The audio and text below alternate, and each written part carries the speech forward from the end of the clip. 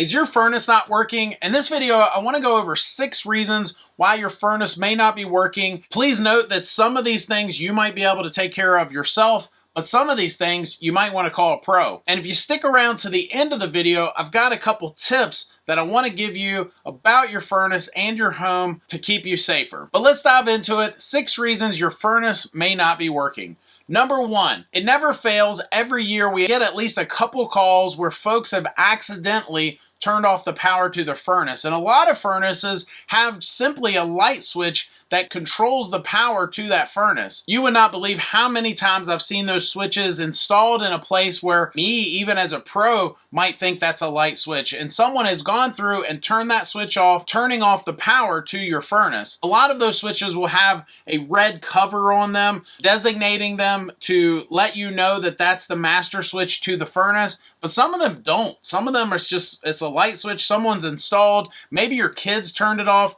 Who knows? But if your furnace isn't working, let's start there. It might be just simply turning a switch on. Number 2, some furnaces today have float switches installed on them. Because today's furnaces, being higher efficiencies, they actually condense water and they have drains on them just like an air conditioner would. And because of that, a lot of furnaces will have float switches installed on them. Whether it's installed on your secondary drain pan, whether it's installed on the drain itself or some other place, maybe it's even on the condensate pump, wherever it's located, if that switch opens because there's a problem with the drain or the pump or something like that, it will kill power to the furnace. So I would just say, especially if you have a drain that's backed up, that's something you might be able to handle yourself. You might be able to simply grab a shop vac, throw it on the end of that drain, clear the drain, get it flowing again. We've even had customers with extremely cold temperatures where the drain was not installed in a manner keeping in mind that it could freeze, and we've had folks that it's literally frozen on the end of the drain, it's backed up to the furnace and opened that float switch. So clearing that drain, getting everything flowing again will make that float switch close and your furnace start working again. Number 3, this kind of depends on what type of gas you have. If you have LP or propane gas,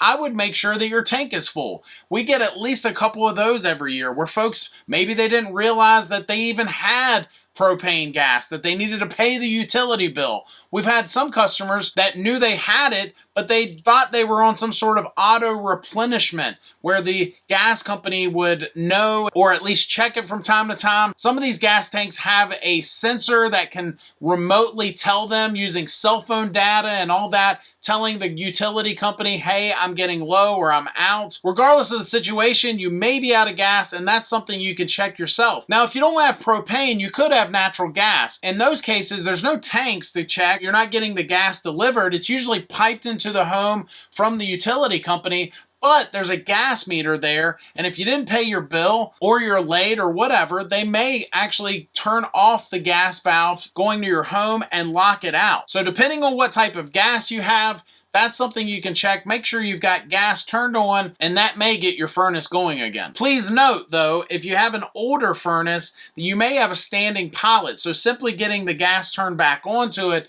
you might want to get a pro in there if you don't know. You might need to get your pilot relit or have that pro get the furnace going again, resetting it, whatever's got to be done once you get that gas turned back on. Number 4, a high voltage issue. Maybe the breaker's tripped. Maybe you have an ATS switch. If you have a backup generator at your house, a lot of folks like for their heat to run off of that. And the problem is, if there's a problem with the ATS switch, the automatic transfer switch on the generator, some of them can be kind of wonky. Some of them don't switch back properly. So if you have issues with the ATS switch, it could affect your heat. Make sure that breaker's on, make sure that ATS switch is flipped on, and make sure you don't have a high voltage issue. Number 5, maybe you actually have a problem with the furnace and you need to get a pro in there.